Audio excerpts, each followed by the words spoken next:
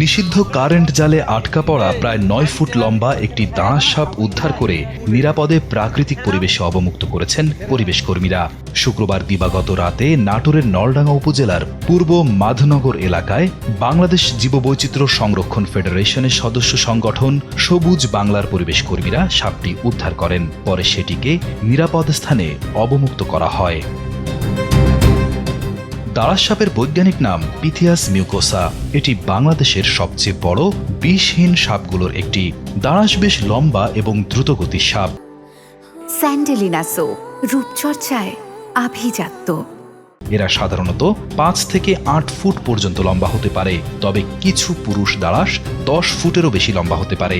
এরা ইঁদুর, ব্যাঙ, টিকটিকি সহ বিভিন্ন ক্ষতিকর প্রাণী খেয়ে কৃষিজমির ফসল রক্ষা এবং পরিবেশের প্রাকৃতিক ভারসাম্য বজায় রাখতে গুরুত্বপূর্ণ ভূমিকা রাখে।